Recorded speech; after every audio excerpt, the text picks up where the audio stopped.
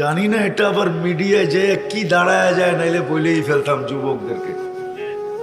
না, আমাদের আমেরিকার ইস্তেমা হয় পেনসিলভেনিয়া, ওই স্টেডিয়ামে হয় যে স্টেডিয়ামে রেসলিং হয়, রেসলিং খেলা হয়।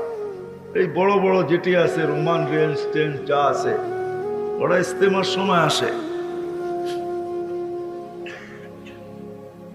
তো ওরা দেখবা খেলতে খেলতে, রোমানরে দেখবা মাঝে মাঝে খেলতে খেলতে ও একটা চিৎকার দিয়া এনার্জি ফিরায় নিয়ে আসে, ঠিক না? তোমরা তো 24 ঘন্টার ভিতরে একবারও এরকম একটা আল্লাহ বললা না। আল্লাহ আল্লাহ যদি বলে এত জোরে ডাকলি কেন? আল্লাহ 24 ঘন্টা তুমি আমাকে অক্সিজেন দাও, আমার মন চাইলো একবার তোমাকে আমি মন বইরা ডাকি। একজনও তো নাই।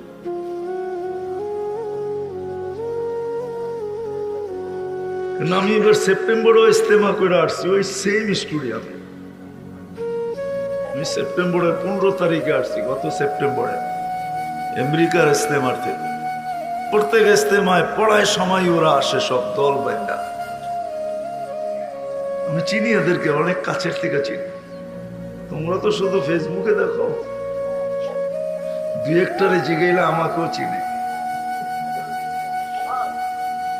আমি বড় কাছের থেকে দেখি এদেরকে, শুধু ওরা না, বড় বড় সিঙ্গার ফিঙ্গার সব দেখি, আসে আমাদের কাছে। আলহামদুলিল্লাহ।